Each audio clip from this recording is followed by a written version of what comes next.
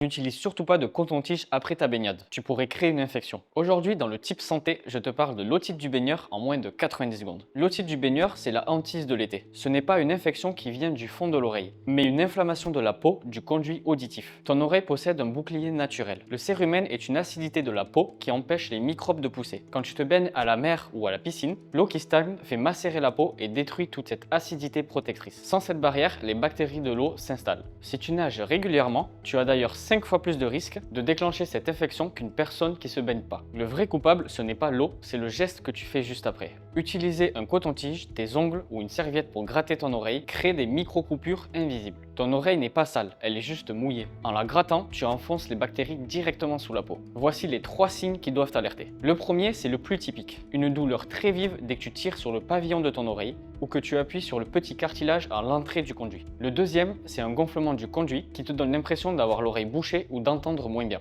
Enfin, sache que cette otite ne donne généralement pas de fièvre au début. Si tu as mal, il faut consulter. Le médecin va regarder à l'intérieur de ton oreille avec un appareil lumineux, l'otoscope. Il va vérifier que ton tympan n'est pas percé et que l'affection ne vient pas de plus loin. Le traitement validé par la science se fait localement. On utilise des gouttes antibiotiques et anti-inflammatoires à mettre directement dans l'oreille pendant 7 à 10 jours. Les antibiotiques en comprimés à avaler ne servent à rien. Dans les formes simples, elles sont réservées aux cas graves. Pour éviter d'en arriver là, le mot d'ordre est simple, on ne met rien dans l'oreille. Après chaque baignade, penche simplement la tête sur le côté pour laisser l'eau s'écouler naturellement, puis essuie l'extérieur avec une serviette propre. Si tes oreilles sont très sensibles, tu peux utiliser des bouchons adaptés pour nager ou des gouttes acidifiantes spéciales après ta baignade pour recréer ta barrière protectrice. Cet été, protège tes oreilles en les laissant tranquilles. Pas de grattage, un séchage en douceur et des gouttes locales si le médecin te conseille. Et voilà, tu sais tout sur l'otite du baigneur.